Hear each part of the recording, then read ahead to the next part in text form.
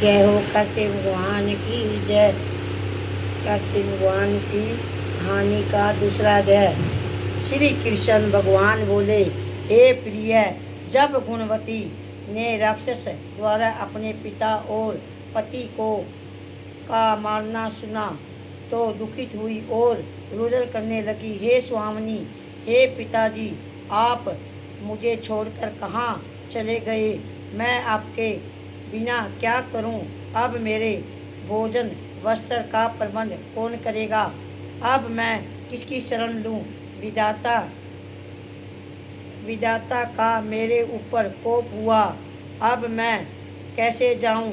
श्री कृष्ण जी बोले, कुरकुरी के समान विलाप करती हुई हवा से हिलते हुए बेल के पत्ते की तरह कांपती हुई पृथ्वी पर गिर पड़ी। थोड़ी देर में सावधान होने पर फिर विलाप करने लगी और शोक समुद्र में डूब गई। उस गुणवती ने घर की सब वस्तुएं बेचकर यथाविधि से अपने पति की अलौकिक क्रिया की और उस नगरी में विष्णु भगवान की भक्ति में तत्पर होकर इंद्रियों को वश में करके शांति से रहने लगी और मरने तक एकादशी और कार्तिक मास के व्रत आदि करती रही। हे प्रिय, यह दोनों व्रत मुझे अत्यंत प्यारे हैं, जिसके करने से भाग और मोक्ष की प्राप्ति होती है, पुत्र और संपत्ति मिलती है। कार्तिक की तुला राशि पर सूर्य निकलने पर महापापी जो भी प्रातःकाल स्नान करते हैं वे भी मुक्ति को प्राप्त होते हैं। जो मनुष्य स्नान, जागरण, दीपदान और तुलसी का पालन करते हैं वे विष्णु के रूप में विष्णु भगवान के मंदिर में झाड़ना सत्या काटना तथा विष्णु की पूजा आदि का कार्य जो मनुष्य करते हैं वह जीवन में मुक्त होते हैं। इस प्रकार वह गुणवती प्रत्येक वर्ष कार्तिक व्रत और विष्णु भगवान का नित्य ही पूजा करती रही। एक समय वृद्धावस्था के कारण दुर्बल होने से रोग और जेवर से पंडित होने पर भी गंगा स्नान को गई। जो ही पानी में उतरी जाड़े के मारे सामने कांपने लगी। उसी समय गुणवती ने आकाश में आते हुए विमान देखा। शंकर, चक्र, गदा और पद्म आदि अयोध्या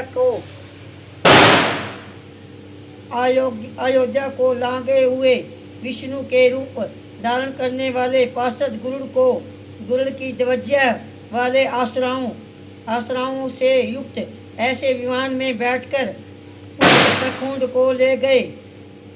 उसी समय गुणवती ने आकाश में आते हुए विमान को देखा। शंखा, चक्र, गदा, पद्म आदि अयोध्या के लिए हुए विष्णु के रूप में धारण करने वाली पार्षद गरुड़ की ध्वजा वाले आश्रमों से युक्त ऐसे विमान में बैठकर उस पैकुंठ को ले गए। प्रदीप अग्नि के समान क्रांति वाली गुणवती विमान में बैठी हुई कार्तिक के व्रत के प्रभाव से परे मेरे पास आ गई। जब ब्रह्मा आदि देवताओं की प्रार्थना से मैं पृथ्वी पर आया तब वह गण भी मेरे साथ आए। हे भामिनी, यह सब यादव मेरे गुण हैं और तुम्हारे पिता देव शर्मा भी इस जन्म में शत्रुआदि हुए और तुम्हारे पति चंद्रमा शर्मा इस जन्म में अक्रूर है। और हे देवी, तुम वही गुणवती हो जो कार्तिक के स्नान के प्रभाव से मेरे लिए अत्यंत प्रिय हो। तुमने तो मेरे मन में मंदिर के समान तुलसी का बगीचा लगाया। उसी से मैं यह कल्प वृक्ष तुम्हारे आंगन में हूँ। कार्तिक में जो पहले तुमने दान किए थे उसी फल से तुम्हारी सुंदर देह और घर में लक्ष्मी देवी का निवास है। जो संपूर्ण व्रत आदि पति स्वरूप भगवान के अर्पण किए थे, इसलिए तुम मेरी पत्नी बनी हो, और तुमने जन्म जन्म मृत्यु तक जो कार्तिक के व्रत से उपवास किए हैं, इससे तुम्हारा वियोग मुझसे कदापि नहीं होता है। इसी प्रकार कार्तिक में व्रत करने वाले तुम्हारे समान मेरे प्रिय होगे। सूत जी बोले, सत्यभामा ने जो अपने पूर्व जन्म का सब हाल जानकर बड़ी प्रसन्नता हुई। दूसरा अध्याय समापत। बोल कृष्ण भगवान की जय, कार्तिक भगवान की जय।